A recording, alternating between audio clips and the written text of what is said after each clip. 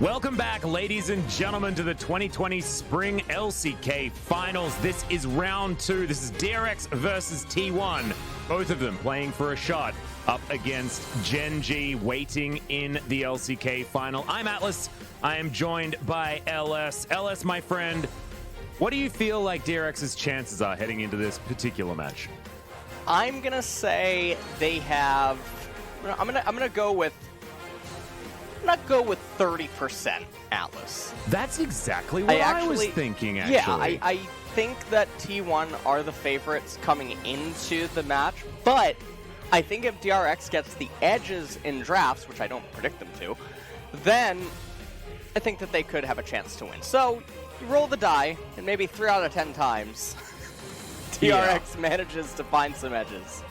But also, are DRX once again going to be playing this entire series on the blue side? Because we were expecting DRX to want a little bit more red side priority. We think that red side does give you a lot of advantages within the draft phase, but DRX have been pretty stubborn in the fact that they've been sitting on that blue side every single time. And when we're talking about stubbornness, the name CVMAX needs to be mentioned. This guy gets an idea and he sticks with it for as long as he possibly can, for better or for worse. So I don't know. I do appreciate his commitment, but I just don't know whether it's committed to the right things at this stage. Because I think in the Damwon series especially, thinking about what Damwon wanted might have been a good idea. However, they were the winning team in that 5-game best-of-5 series. So far, we have had 100% of the games that are possible within these playoffs, and I'm hoping that that continues here.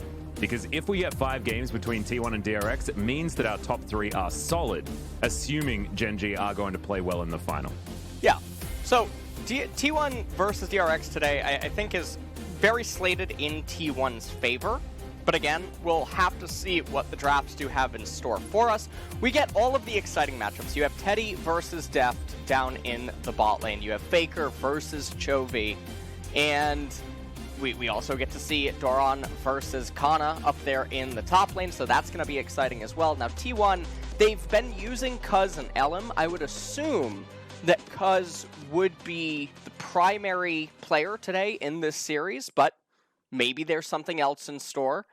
And we're going to also get to see what T1's been preparing, because it's been a while since we last saw them play.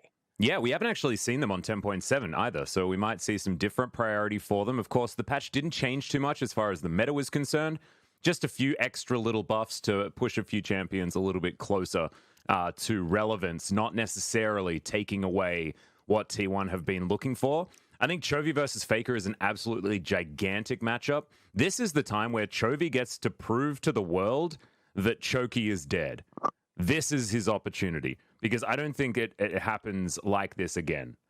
Well, even if they have to win here, because otherwise there's just no room for change. And I think that it's going to bear down a lot on him. And this is a very high pressure matchup. As we have a look at the match history between these two teams, there was one series one series that was won by DragonX over the last 2 years. Yeah, and I remember the matchup between DragonX and T1, where DragonX had the giga advantage in a draft phase, as well as a very superior game state, and then T1 still managed to deconstruct them in the game. Yeah. And that was a really worrying game if you were a DRX fan, because basically you got everything that you could possibly want, and it still wasn't enough. So, coming in now to tonight's match, I mean, their recent collision was 2-0 in T1's favor, and DRX looked shaky in some of the games against Damwon, which was really worrying. Yeah. But if they can play like they did in the first 2 games versus Damwon, we probably have a much closer series on our hands. Not to mention if Doran keeps playing the way he's playing as well, especially up against Nogri in that series against Damwon. I think he was very impressive. Whereas I think more recent games for Kana have left a little bit more to be desired. But we're having a look at Pyoshik dying here in these highlights, and that's an example of things that could certainly go wrong for DRX, because Cuz certainly has been stepping up this season, and Pyoshik still yet to find his sea legs on the big stage. Yep.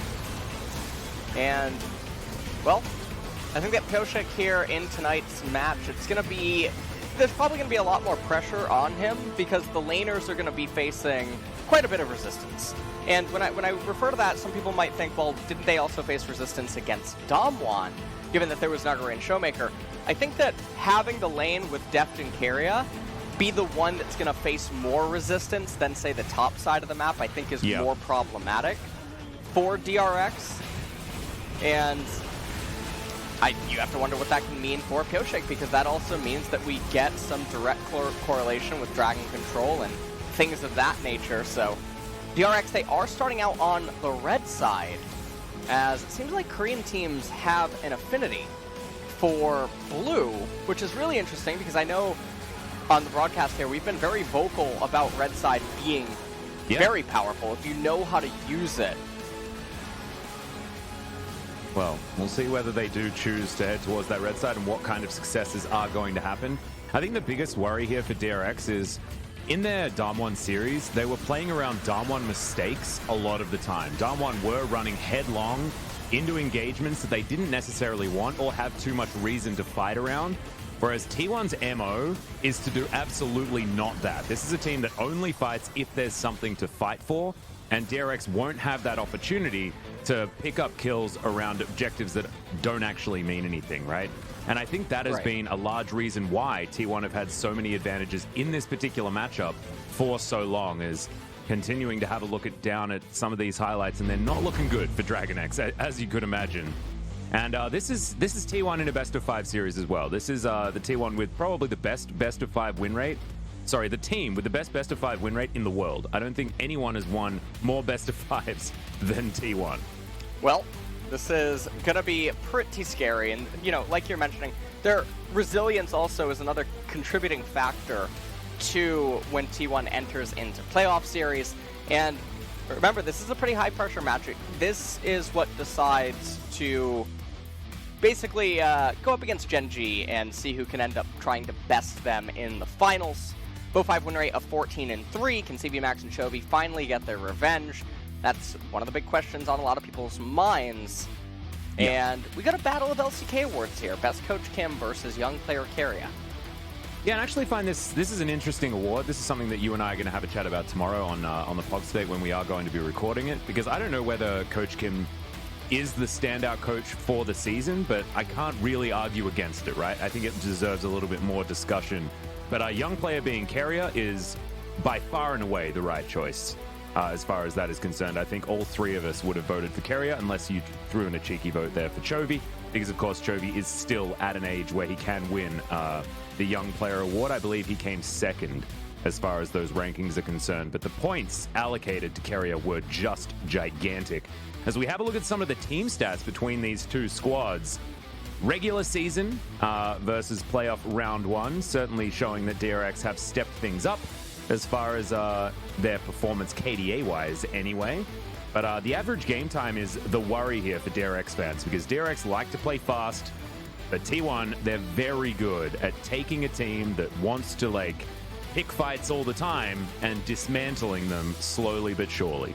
Yeah, and we'll see if they can manage to achieve any of that in today's series, as I'm pretty worried for them. You know, I am a pretty big supporter of DragonX as well as Chovy, but I think that they are disadvantaged overall coming into the matchup here, and I think it's going to be really hard for them to probably find any sort of edges, but maybe there's some sort of things that they've planned in the last couple of days that is going to make it so that they take a different approach to this matchup. But T1, this is going to be pretty scary. Yeah, and it's going to be Cuz, not LM, as we could probably assume based on Cuz's performance recently. His Gragas has been absolutely out of control, as per usual. Fantastic to see him looking on form on a champion that he has certainly developed an incredible amount of mastery for. But it does mean that certainly stands out as far as a potential ban on DRX's side. Cuz has played 13 games of the Gragas so far, with his next most played being Trundle at 7. So has been favoring that champion a lot.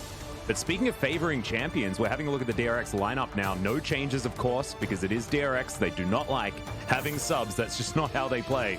But Deft has only played the Varus and the Aphelios in his last 5 games, right? He hasn't really been pushed to find more of a champion pool. And yes, it's Deft, right? He's been playing for an extraordinarily long time. Yes. However, hasn't necessarily been forced into different decisions. As you can see, 11-2 on the Varus, 9-2 on the Aphelios. They're the 2 champions that he played in the last series. Whereas Teddy's been able to perform on basically everything. His Kalista has been unbelievable. He's been favoring the Misfortune a lot, but I don't think it necessarily matters. I think it's Teddy's playstyle rather than his champion picks that show him off as such an incredible player. Yeah, and I think that the fact that Teddy has shown us also the willingness to go outside the box with some of the mage champions down in bot lane during the spring split, having that Cassiopeia come out is another interesting thing that DRX has to probably account for going into tonight's match. Obviously, his willingness to also play Misfortune as much as he has, despite that being a champion that has sort of tapered off in popularity, especially in the LCK. As another key player match history here, we got Chovy versus Faker. Chovy, who was able to beat Faker when it came to the regular season, right? This was a Griffin, especially in 2018, that was just winning absolutely everything. They couldn't lose when it came to the regular season, but when it comes to best of 5s, it is just not the opportunity for Chovy to win. Chovy and CBMAX, it's about time that they actually get themselves together and take T1 down in a best of 5, because they've never been able to do it. Remember, 2018 wasn't exactly SKT back then's year, and they didn't make it into a few of these finals, and therefore it was KT that was able to take down Griffin in those moments, so not necessarily this kind of final boss, but 2019 was all about T1, and Griffin could never get over the top. So having a look at some of the regular season stats here between these 2 players, and there are a lot of very large numbers. Chovy's just really good, by the way, LS. Yeah. Oh my god, the damage per minute difference, the fact that he's first there just means that he gets so much more done than his opponent. Yes. You saw that Deft had a plus 300 in that category. That's absolutely insane, but 155 is also just very, very strong. Yeah.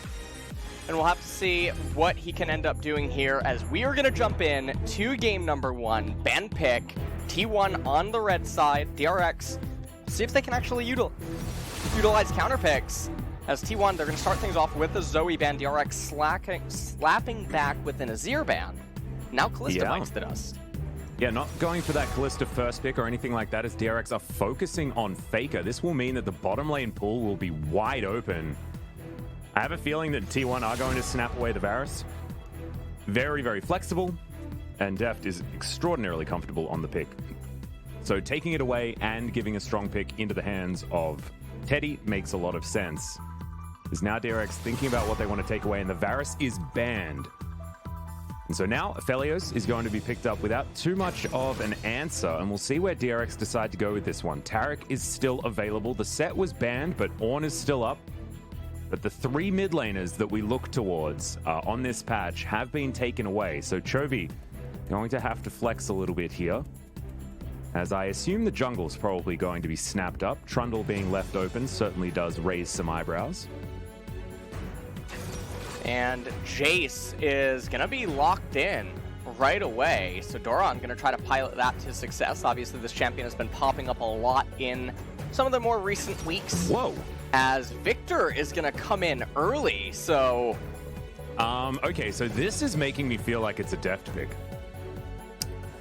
The fact that it was picked into the Aphelios with only that information there just makes me... It's twigging something in my brain.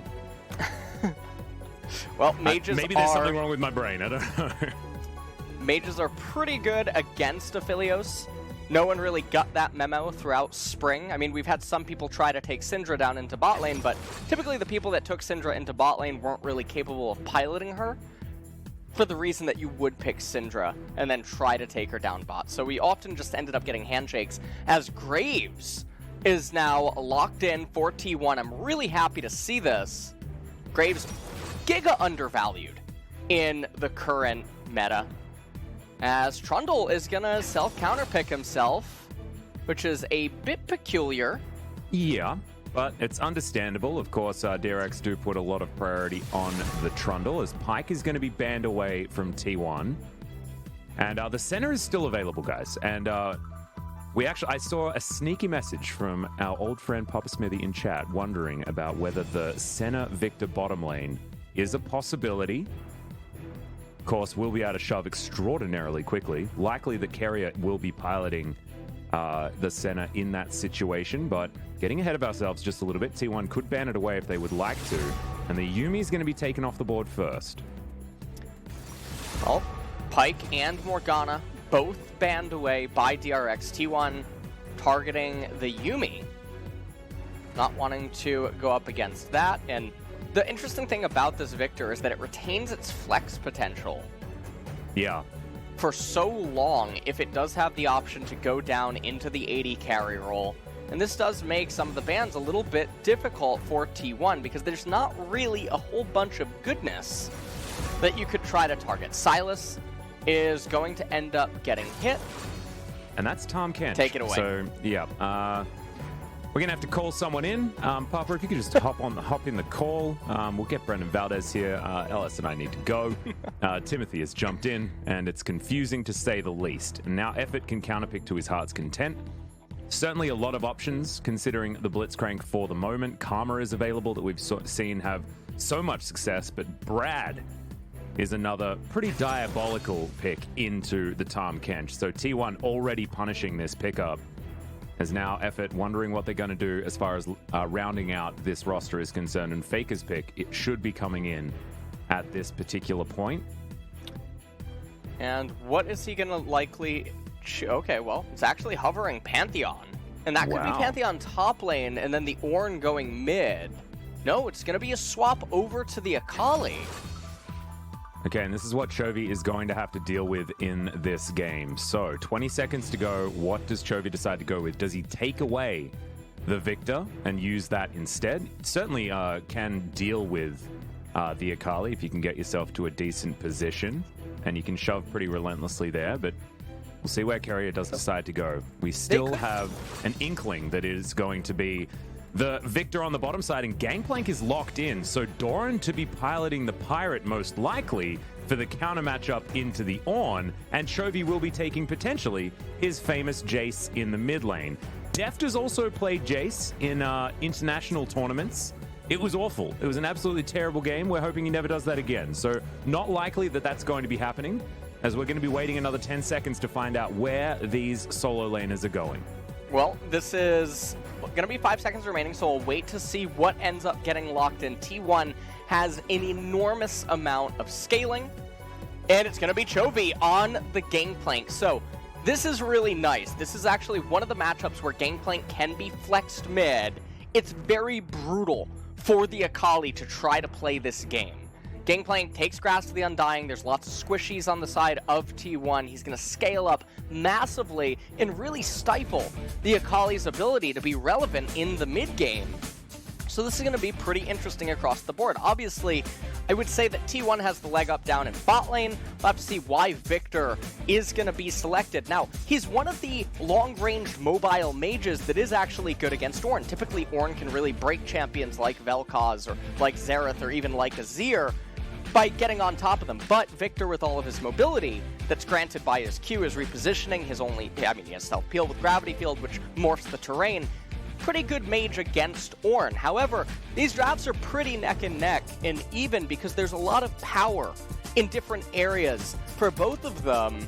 And we're going to have to actually see how the game pans out. This was not what I was expecting in a game number one. T1, if this goes the distance, they have such insane scaling that things do get scary. Yeah, and I mean, the Gangplank's going to scale very well. I mean, Victor is going to be a walking artillery cannon in the later stages of the game, but you always look at an Ornn, you look at a Graves, in fact. I mean, as far as scaling junglers are concerned, Graves certainly up there. And Aphelios needs no introduction alongside the Akali, which hasn't taken a lethal tempo this time. Of course, Faker likes to style by picking the wrong runes and then still winning. This time it is going to be the fleet footwork, as triple teleport has been taken by both of these squads. So getting towards these objectives when it comes to the mid and late game is certainly going to be a possibility for both of these teams. Just have to see how things go in the laning phase. This Victor pick for bottom lane, though, makes me feel like DRX just want to dodge the laning phase completely. They just want to clear out minion waves. They want to be as safe as possible with the Tahm Kench there with the Devour, and then let Teddy do what he wants, but never give him added advantage. Yeah, that's what it feels like. We'll have to see how this bot lane goes. Obviously, the Victor with the Tahm Kench is one of the things that is a bit worrisome. Just because, like you're saying, they're trying to really dodge the laning phase. And the thing is that Victor takes a lot of time to come online. But likewise, Gangplank is sort of in the same school of thought. And that's where, when you start to look up at top lane and you see the Jace, things do get a little bit bizarre. So, Kana is going to be on the Ornn. That is the champion that historically does counter the Jace. We saw Nuggery actually put on a clinic, though, as the Jace against Ornn. That was actually against Doran. So we'll see how Doran can manage to do against Kana's Ornn. As we take a look at the runes, and for a Victor Tahm Kench lane, Scorch being selected, I'm not really sure you're going to get that much value. I have no clue why it's not Gathering Storm when you have GP Victor and you're trying to go for mid game. And you're playing against an Ornn as well. I mean, any help when it comes to getting some added scaling if the game is going to go late is going to be important. But DRX are a team that likes to play around early advantages, not necessarily late game ones. So let's just see how things go. As Kana versus Doran has started here towards the top side. We'll see what school of thought Doran's going to go for when it comes to the build path. Because there are certainly a few different options that you can have up your sleeve. As Chovy is just relentlessly shooting Faker. Faker going to be a little bit frustrated, but shouldn't be dying anytime soon. As Chovy, oh man, he's popping pellets at this Akali over and over again, and it must be getting frustrating. And this is basically what this matchup is going to do. You take the Grasp of the Undying as Gangplank, you proc it on Faker endlessly every single time that it's up. He's going to summon a barrel right now. So he's not going to end up actually getting the crash. So even though it looks like Akali is having a bit... Okay, Faker stole his oil. Yeah, but Chovy was still able to pop the next one and jumps on top of him. That's actually the passive, as we'll see whether Chovy is going to be able to go more aggressive. No, it looks like no flashes, respecting the fact that Faker does have his available. But this lane, as we were expecting, not going to be super fun for the Akali. And things are definitely going to be scary. As you can see, Trundle, I mean, he's just continuing to power farm up right now, but Graves is very good as well at trying to do all of this. Chovy, he is just feeling really good right now. Faker, though, steals another barrel, so it's basically one extra CS that Akali has that's not just visible on the screen, because coming in, looking for any information on the camp's going to get the news about the Gromp respawn timer. Might even actually do it right now. He could, certainly, and is going to head over there. Was thinking about backing. Speaking of a back, Chovy is going to teleport right back into this lane as Faker misses that CS. And Chovy's going to miss absolutely nothing as he gets back in. Does have just a Doran's Blade and some boots. Would have loved to go back and collect a Sheen, but thought that the lane state was good enough for Doran to just... Sorry, for Chovy to make it back to this lane and be very comfortable as he's looking to try and avoid, at least deter Faker from being able to take that cannon creep. Wasn't able to. Gets one of his own, though. But Faker, with his teleport still available, might be able to get a little bit better when it comes to the items on his next back. His deft down relatively low when it comes to mana, but otherwise is completely fine. And the thing here is that Pioshek, he's now going to be down a camp because Cuz did manage to steal away the Gromp. Although, Cuz is pathing now. It looks like he's going to do Wolf's Gromp into top lane. If he would do Wolf's Gromp and then move immediately over to the Raptor camp, it would be a little bit peculiar. No, he's going to actually do Wolf Camp into moving mid, maybe wanting to relieve some of the pressure for Faker, who, remember, he hasn't even teleported yet. He's doing a really good job at just sustaining, and if you look at it and you see how this wave is being played out, you feel really good for Faker, as Chovy not really managing to pull the wave or anything, and you can also see that even the items that he has is what Gangplank would be able to achieve if he just did a cheetah recall, but he's down the teleport. Faker's going to come back to lane and be sitting pretty, as Chovy does have level 6 now, but this is going to be a pretty slow and steady game, and everywhere for DRX, they're not managing to get advantages in the laning phase. Cuz is so far ahead in EXP, and Pioshek's wondering when the next patch for World of Warcraft's going to come out, because he's having a really hard time right now farming. I think it's towards Christmas, as they're looking for Canna, puts down the pillar, but doesn't find too much more there, as T1 instantly have started off this Dragon based on that added information that they did have available to them. I really love this. T1, they notice anything and they will take the maximum.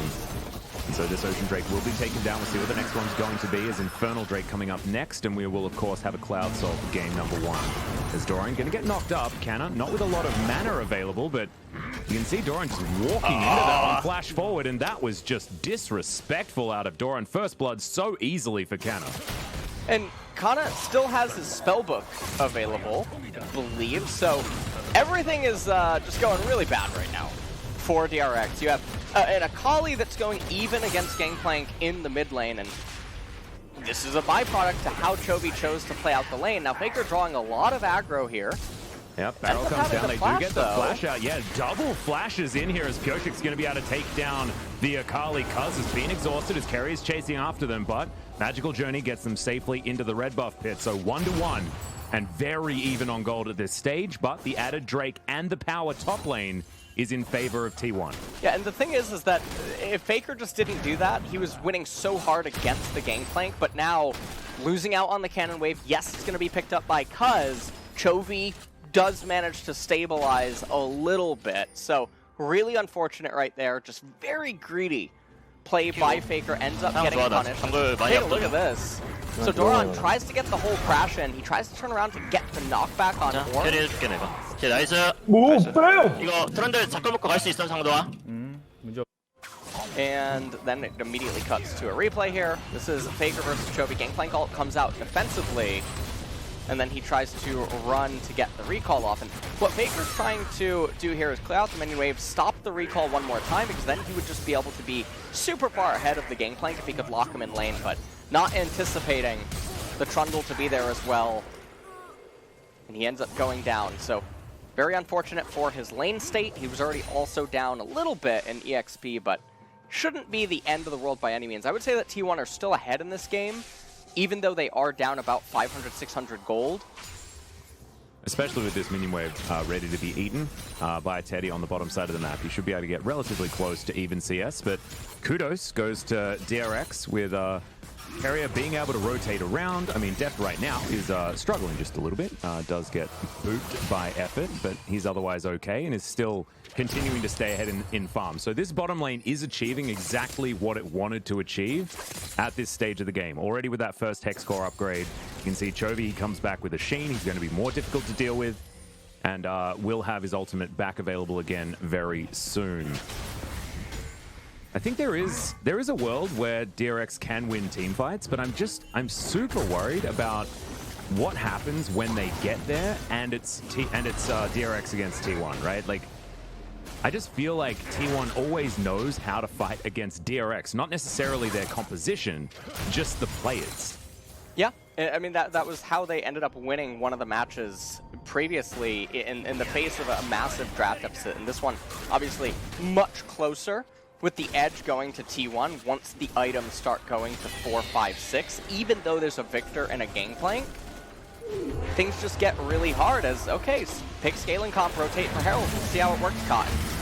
Yeah, well, Carrier is going to go down very low, eats the Grey Health, flashes away, but in goes Faker. Is able to execute the Tahm Kench, but now he's on the wrong side. He's got the Shroud, but already 2 kills have come in as Teddy takes a Magical Journey. Looks for the next one, but Faker steals it away. And T1 find another fantastic team fight in this matchup against DRX. And it started very early in this game. And it feels like this game is all right, so if we identify the game state as T1 being ahead when they're slightly behind in gold, they're now ahead in gold. And like I was saying right before that fight ended up transpiring, you pick a scaling team composition, you rotate for Herald, but we've talked about this many times on the broadcast. They've talked about it in LCS, LEC as well, that if you rotate for the Herald and the enemy gets free minion waves or turret plates while you do that, it ends up actually being a net loss. Even if you collapse the Herald into a turret to get advantage, the XP has to be accounted for. But here, T1 ends up actually rotating everything. You can see Chovy split, and it just doesn't make any sense. They would have dragged all their members to the top-hand side of the map, and T1 basically say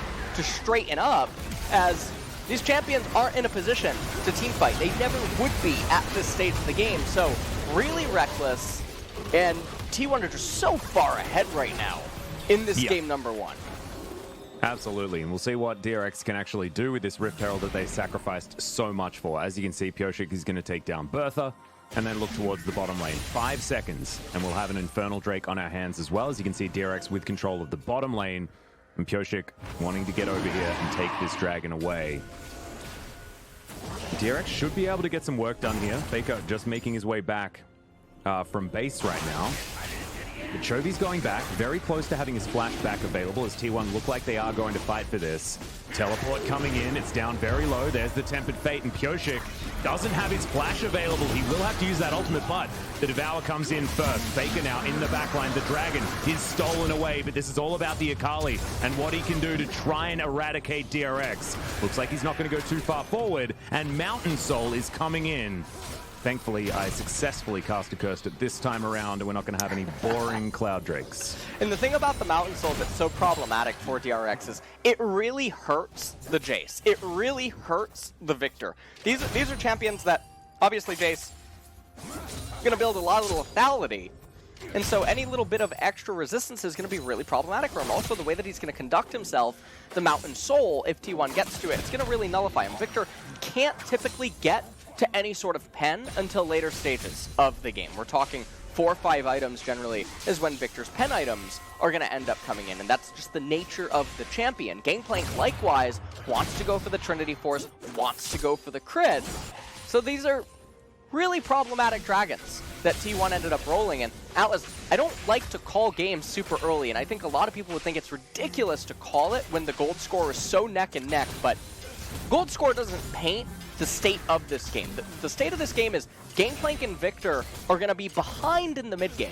They're not going to be able to stand toe-to-toe against T1, which means we're going to go to a soul point in favor of T1. And these champions on T1, when they're ahead, are so oppressive against DRXs. Well, Faker is going to dive on top of Chovy. There's the Cannon Barrage. They're going to trade ultimates for the moment. Second charge not there anymore for Faker, so no more aggression as DRX are going to put down Shelly on the top side.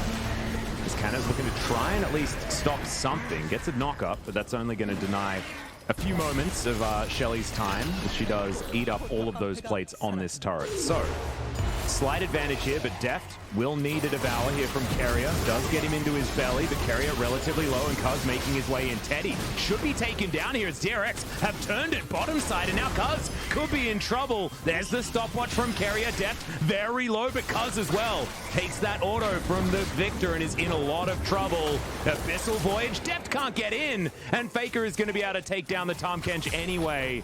Actually smart of Deft not to get in there, otherwise that would have been a double kill for Faker with 1 5-point strike, but instead they're still able to get down here and take down a few plates on this turret. Sadly for T1 though, Teddy doesn't get any. Yeah, so it ends up being a 2-for-1 in the end, not the end of the world, but T1 definitely making out ahead as Kana trying to run for his life right now. He's gonna make it. He's gonna dab on them with the Pengu emote. These kids, man. Yeah, 2 minutes until Mountain Soul comes up, and with all the jungle camps remaining, probably just going to have a full clear by both of these junglers. You have to wonder how close Akali is to the Gunblade. Let's take a look at how this all transpired. So, Deft walking up, knows that he has the Devour by Tahm Kench. Gravity Field ends up coming out, and Cuz actually kiting a little bit suboptimally, gets hit by the Gravity Field, but it doesn't matter because you have Faker coming around from the north for the flank, and they end up casting the heal on Bard. Got a little bit nervous perhaps against another Death Ray by Deft, but it doesn't matter. Abyssal Voyage comes out, donates Faker a kill. They get more turret plates, and now at 1.5 minutes until this Mountain Dragon is going to be coming up, and you look at everyone. Kana is going to have the Ignite for that team fight. You have Graves is ahead of the Trundle. Edge already completed on Aphelios, and Victor, he's just sitting there on his Hex Core completion, and that's not going to make Victor that scary for this next team fight. Well, Chovy is going to be scary, so we'll see whether the Gangplank's going to be enough to turn this one for DRX. He does have his Trinity Force now completed. We're going to be sitting on 2 lethality items for Doran very soon as well, as T1 have started off Shirley under the noses of DRX. Decent stun there onto Keria, but Canna gets inside track, and he's going to move down this river. Deft turns up, but it looks like Shirley's just going to be given away. We're going to go Herald for Herald so far in this game, illustrating just how close this game actually is. I know, certainly not when you factor in scaling and things like that, but if you just look at the top of your screen like I am prone to do, it's about 300 gold the difference between these two squads. So as far as like actual money to be put to use when it comes to this next Dragon fight, certainly going to be an opportunity for DRX to find something, and they've got to start this snowball rolling ASAP if they're going to get to any sort of late game with some control. Like you already illustrated, it's just going to get harder and harder from here on out. And there's a Tempered Fate. Carrier will be able to gobble up this Victor if he wants to. Doesn't even have to here. As Effort taking a lot of damage. Chaos Storm comes down. Magical Journey gets the Bard out of there. Possible overextension, but you can see DRX just trying to get the health bars low on T1 and allow them to move over towards this Mountain Drake already. Teleport coming in from Doran, who does have his Duskblade completed. And throws out the Shock Blast. Teddy in trouble. Look at that lethality doing work as Chovy and Faker fighting it out. Faker getting that ultimate out of Chovy is a big deal, actually, as Chovy's still sitting on all of those oranges, and Faker now having to run for the hills. He does have teleport, but Pioshik's coming down as well. No Shroud for the next couple of seconds, as he doesn't go for the alcove. Does get the Shuriken backflip, though, but there's the snipe! And Michael Jordan in the form of a Jace and Doran is going to be able to take down the Akali. And that's really unfortunate for T1 because they give DRX over a Mountain Dragon for free, and that's Faker just being a little bit greedy there against the game plan. Had Chovy been kiting as best as he could have, he would have been able to actually solo the Akali there, which is a testament to just how unfortunate that situation would have been, or could have been, for T1. The kill ends up going over to Doran. Mountain Drake captured, and we got some action up here in the top lane. There's no turret plates, however. Yep, just going to be that turret, as Shirley is going to be answered by Doran on the bottom side. I think he does more than a Rift Herald at this point in the game. Certainly able to accelerate his auto attacks to the point where you can just shred these turrets down, and we'll get the crash on this minion wave bottom side. And you can see DRX have turned around that slight gold edge to now be in their favor, but if you're a DRX fan, don't start breathing any sighs of relief yet. It's not over until they have a pretty decent advantage moving towards 30 minutes in this game. No, it's absolutely not, as the Mountain Dragon, when you look at it for DRX's members, no one really builds resistances except for the Tahm Kench and then obviously the Trundle. So none of the primary carries are going to be super tanky, at least not until the later stages. We'll get some resistances. And Chovy, you can see, he could have kited down. He could have been kiting down that entire time. There was no way that Akali would have been able to kill him. Pillar comes out, Faker flashes away, perhaps not knowing about the Jace just outside of vision. Ends up getting sniped, so flash blown for no reason. And now we're going to enter into a bit of a lull state. And this is where things can begin to get a little bit scary. I would say at this point of the Gangplank and the Victor are actually in a pretty okay position, assuming a team fight would break out. But T1, they have no obligation to fight. Kana really close to 13, and he's building Frozen Fist. And yeah, let's not talk about that. Let's talk about DRX needing to fight for every single dragon that comes up this game. I think they're going to have to, 3 minutes time. I don't think you can risk even one Mountain Drake, because their composition is all about, let's wipe someone out in the duration of, like, let's wipe a team out in the duration of a Chaos Storm, and you can't do that if all of the resistances are getting augmented. Plus, Canna is going to be an uber tank in the late game with a few Mountain Drakes stacked up on top, not to mention a possible Mountain Soul. If DRX, though, can get to a Mountain Soul with a 4 stack of Mountains, that is going to mean Pioshik is absolutely unkillable. He puts Subjugate on Canna, and then they potentially are able to win team fights. Not to mention Chovy being able to frontline much more effectively with some free resistances on top of all the damage that Gangplank is going to be building up. As you can see, he does have a Null Magic Mantle. We'll see where that's actually going, as he might be building towards a more of Malmortius in theory. But I'd like to see that Caulfield's Warhammer turned into an Essence Reaver for the... oh, actually, no, it's not going to be. So this is going to be, once again, the Death's Dance build, I believe, because there's Boots of Lucidity, meaning that you're not going to be going for the extra 20% CDR on the Essence Reaver. So a slightly different, more tanky build, once again, much like what our friend Nogari was going for in the last series. And one of the things that is going on in this game is, so Kana, he did ding 13. He got both of the ornament upgrades already. So he's one level away from being able to start giving over ornaments. So Molten Edge going to come in, Obsidian Cleaver on the Grave, Salvation on the Bard.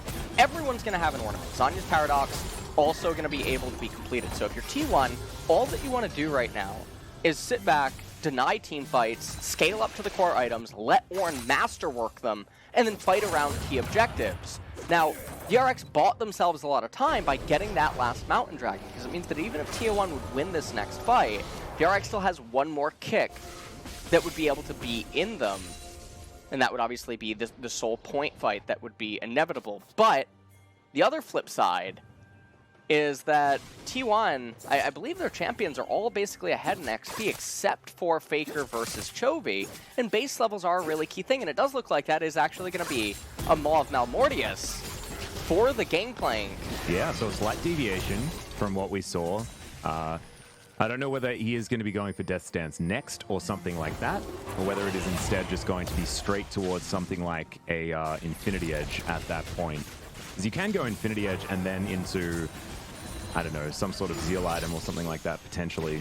We'll see. It's not going to be the Phantom Dancer, though, that my brain went to immediately, because, of course, he already has that Lifeline passive in the form of the Maw of Malmortius. So, still waiting to see what Chovy is exactly going to be picking up here as Severum armed on Teddy moves down this river, and we'll just go back to bouncing minion waves back and forward in this mid lane.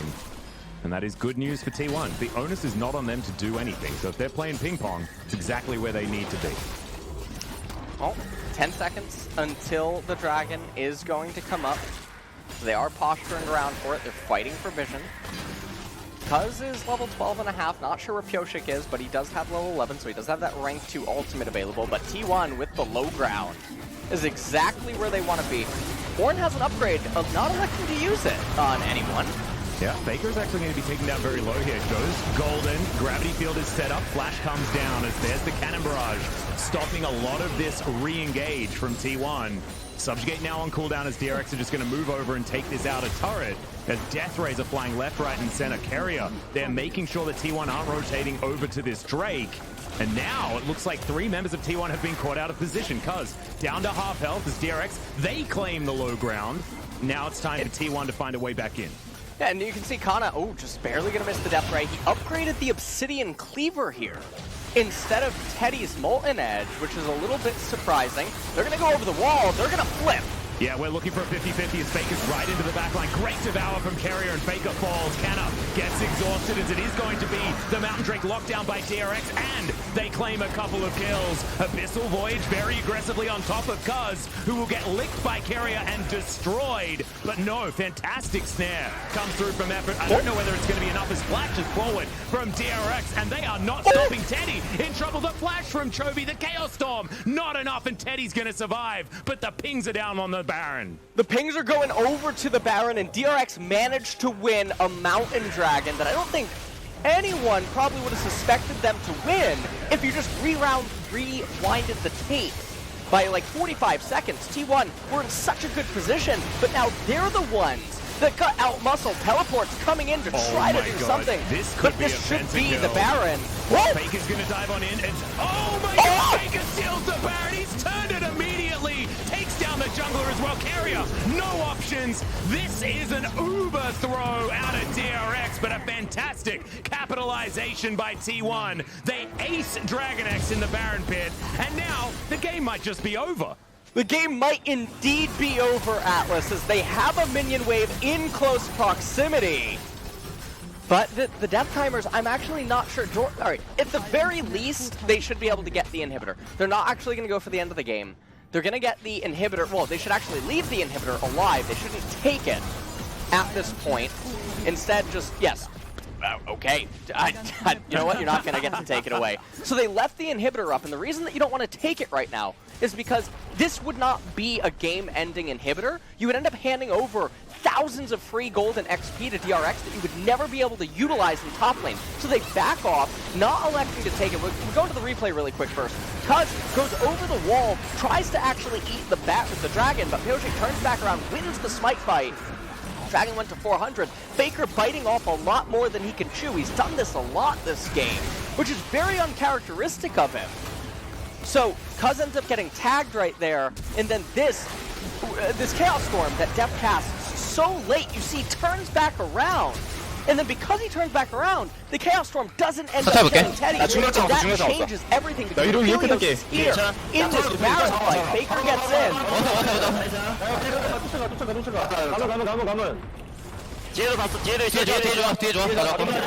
And then really good play by Faker. All the FP usage to keep watching his teammates, looking around at lane stage, trying to assess what is the best option here. Same way an RTS player would look around the map and then try to deduce, okay, if we can do whatever is best, what would make the best play? And so really good camera control, always a pleasure to see his POV whenever it swaps to it. And now, T1 pressuring this inner turret. They will be able to take that one down. In the meantime, Faker's in the mid lane, just keeping Deft and Pioshik busy. The wave clear offered by this Victor is not as powerful with this Baron buff applied. And T1 moving towards over a 5,000 gold lead right now. Teddy will take a shock blast, but they're not starting to do as much damage as DRX were really hoping, especially up against what should be a very squishy Aphelios. Faker moving on over. This is down to half health now on the inhibitor turret. Remember, the top inhibitor turret is already removed. The base is well and truly broken. Chovy moves over here. He still should have the upper hand in a 1v1 against Faker, but with these minions having to be dealt with, not exactly going to be an option. His effort just sitting there with a door to Narnia available if you would like it, and go through that wall.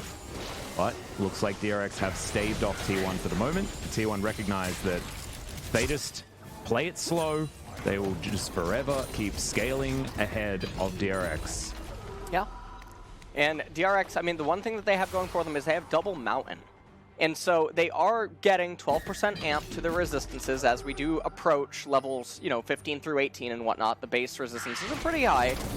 So getting amplified by that. Also, they do have some other resistance items that they've picked up, and that's really good. Faker, he bought an Oblivion Orb, but there's not a whole bunch of healing on DRX that you would want to reduce. So the Void Staff would have penetrated a lot more, as he does pick up a blasting one, so we'll see if he does build that into Void. Kana ended up going for Stoneplate third, but against all the mass AoE that comes out by DRX, Solari would have it would have been really nice, but lots of resistances on their side. If they can pick up the next Mountain Dragon, that'll obviously be good, but this is going to be a really key fight. And we'll see whether DRX can once again work a miracle, as you can see that low ground that we were talking about certainly in the hands of T1 right now. As Doran is going to make his way in. Edge of Night completed for the Jace, so we'll be able to play a little bit more recklessly. And this Dragon has already been started. Flanking position for Faker, as you can already see. Double control wards are put down. But look, this Dragon is just already taken. Cuz is going to be able to eliminate it. And DRX unable to do anything. And here's the Ornhorn to try and go for the re-engage. Double knock up there on the Pioshik and Carrier. There's the Cannon Barrage. Faker gets into the backline. Hasn't done anything just yet, though. This is going to get shot by Chovy a few times. Redemption coming on in. And that is going to get Faker back up to relatively high health. Flash is going to be flashed by Carrier. As Deft making his way in, but not able to actually follow up with this Chaos Storm, as Teddy not going to be displaced by that pillar. Pioshik throwing down the flash, getting nothing for it, and that is just Soul Point given over to T1 with no response from DragonX. Yep, and so T1, they bring themselves to Soul Point. All they have to do now is wave clear endlessly for about 5 minutes. Teddy flashing those, really dangerous. He won't have that now for the Soul Point fight. That's actually a huge deal, the timing on that flash. Yeah. As Zhonya's Paradox ends up being upgraded via the ornament. All the ornament items have almost been completed right now. The only one still remaining is Salvation on Bard. And all the items across the board, I mean, we're reaching that end stage right now where DRX, they're going to try to fight for this Baron. This is really key. This is going to be the closest that they ever come again to being able to beat T1, because now as we move forward in the game, this is where the utility items will start coming in for T1 that make the team fighting for DRX a lot more problematic. Gangplank doesn't really have any other item that he's going to be coasting towards that's really going to change his dynamic in a fight. I mean, Victor's building Morello, and this is going to be it, Atlas. I think this Baron dance will probably spell the fate of the game, because if DRX gets it, they'll convert it into another mountain, and then that'll bring it to soul point for both teams, as well as swing the gold back in their favor. But if T1 gets it, I think the game just ends. I think so too. And maybe DRX are going to flip that coin a little bit early, as the Baron is currently being positioned around. Good snare, but Doran not going to be able to find the Shock Blast. Acceleration Gate will keep him safe as teleport in from Faker. Feels like T1 might have found some sort of flanking maneuver, but no, not going to go for it just yet. Remember, the battlefield can be manipulated by this Bard, who can just sort of turn up whenever he wants to. But it might be the Bard getting caught out of position. A very small journey is going to be taken, but it will be enough as T1 move over, and they are able to regain all of that vision control around the Baron that they were looking for. Well, they're going to push in the mid wave first. They're going to try to get vision control over this. Might even be able to go over and take the red buff away as well. Perhaps putting it on the Jace or the Gangplank as Kana's caught out. Yeah, going to be able to get the knock up there as Death gets devoured, gets spat out again. Good knock up there from Carrier. Death has to flash to get himself out of the way. Faker immediately exhausted, dives onto Death, who's already dead actually. The Aphelios takes him down as Chovy, the last real man standing who can do any damage, but Doran is going to be there. Effort chasing after Carrier now. They're just going to give up their Tahm Kench as Doran moves on back. A minute and a half until that Mountain Drake is available. And Chovy should be able to get the back off here. No, not able to. As he's hit by the Forge Fire Cape. Effort turns up, doesn't land the Cosmic Binding. As Chovy trying to do the impossible, takes a magical journey, wants to take down the Bard. But he's just gone back and forth through this journey. Can he actually take him down here, though, is the question. He's going to get that lifeline. A lot of extra lifesteal now available for this Gangplank, who's going to get knocked up. And there is the boop with the Brittle, and Canna is going to take him down. Yeah, now they're going to teleport over to the Baron.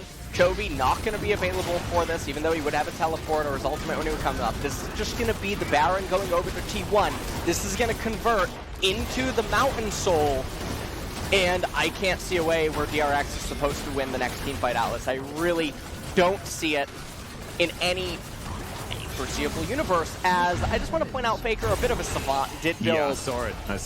The Void Staff.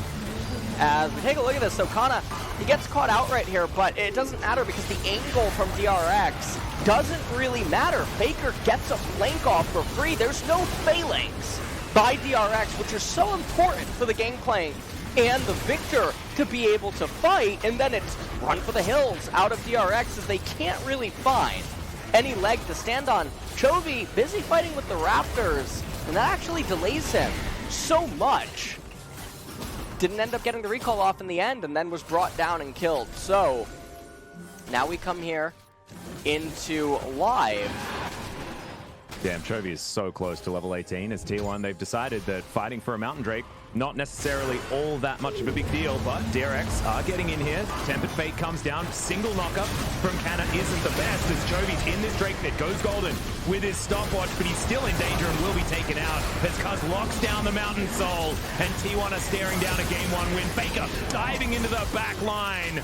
And now Doran trying to run, but he's not going to be able to. 5 members of T1 just launching after him. He buys a small amount of time, but it's a double kill for Faker. A 10,000 gold lead and a game 1 win for T1. And I think that that's just going to be it. There's no way for DRX to sort of resist this push. I mean, Carrier, he's going to try what he can, but none of the members are going to come up in time. Magical Journey to help just get some of the members across, and this is going to be game 1 going over to T1. Even though there was some shakiness, they almost actually threw the game away, but they managed to remain steadfast. They brought it back. Yeah. But these are the Nexus turrets falling down. T1, game 1 in this best of 5, pretty comfortably in the end, go their way. But there were some moments that can certainly show us this could be a very exciting best of 5 series. And that game went the distance. Certainly some throws and counter throws available, but really, really clean stuff from T1 in the end. Yeah, and I mean, this was a game. And DRX, they tried to fight to bring it back, but the early game problems really did manifest early on. It allowed T1 to get 2 of the early dragons. DRX, though, did manage to outmuscle T1 at some points of the game, get themselves back some dragons, and almost actually bring it to the Baron.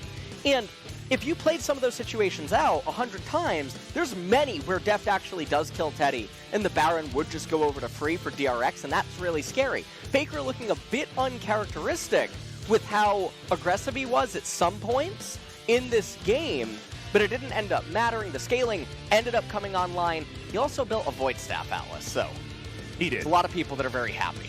While he was sitting on Oblivion Orb and Blasting Wand, and he just decided that, no, it's time for a Void Staff. Just really beautiful stuff, and that's what we expect out of the best in the world. But I think if this game has taught us anything, it's that DRX can stand up against T1. I think we're going to be looking forward to a different draft out of DRX, but we're not necessarily expecting them to win too many drafts. It hasn't been their way of playing so far, especially as games move into the later stages, because they're sinners through and through. Yep. So we'll see whether they're going to be able to sin themselves to victory this time around, and hopefully Doran without any of these whoopsies, because he would have needed to respect Flash a whole lot earlier if he wasn't going to die there. And, you know, I actually gave the MVP vote over to Effort. It felt like he was such an integral part to so many of the setups that went good for T1 and got the balls rolling. Even if he wasn't the one always getting the kills or having the most flashy things, I think he was overall by far the most consistent and crucial in this Game 1 victory. Especially because I gave it to Effort because he made the least mistakes, right? I don't think you can give it to Faker because, like, here, he made the error of diving into the backline when he didn't necessarily need to. That the gave bot away lane play, the the mid lane second play. Mountain Drake. Yeah, there were a few whoopsies. Certainly did a lot of work when it came to some of the pivotal moments in the later stages, but like you were talking about, like Effort landing that Q, even if it didn't save Cuz's life, it got them a bunch of flashes.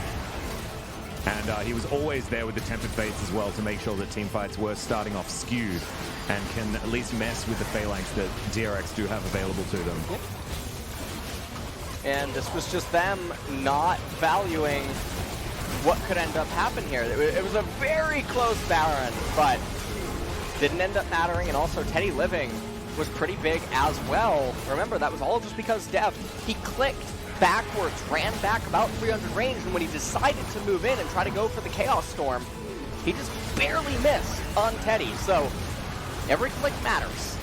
As right here, this is where they ended up just getting flanked. And we've seen this happen to DRX even against T1 in many other matches. They don't hold the phalanx that would have been so ideal for their team composition, and they just end up getting collapsed on and lose everything. Yeah, and Tempered Fate is certainly something that can really mess with that one. As once again, Effort locking down this Dragon, Chovy in position as well, able to go golden, but not able to actually get too much more done. And this was basically the steamroll from T1 once their composition got to exactly the point that it wanted to be in. Well, this is good news if you are a T1 fan, as now they're going to go up 1-0 in this series, and DRX, with their tendency to pick sinful team compositions, doesn't make me feel too comfortable as we move into the remainder of the series. They had good intention with their draft. The Tom Kench, Jace, I'd like to close my eyes for it, but the Gangplank to match the Akali, the Victor for the Aphelios, that was good. The Trundle self-counterpicking himself, playing World of Warcraft, and then not managing to achieve anything, not the best, but it was really hard because, again, the problems, they're really manifesting themselves here against T1, where the laners can't do anything against T1, and so with Pyoshik getting counter-jungled by Cuz, and just relying on power farming before the laners end up getting advantages on their own, it's not going to fly in today's series. No, not going to be good enough, but we'll see what CVMAX has in store for us as we move to game number 2. At least 2 more games are in the works, but I think that if DRX loses this next one, it goes to a 95% chance of a 3-0, because we just haven't seen them have that mental fortitude to come back. If they can do it in a game 2, though, there's a chance for a turnaround, so let's find out after the break.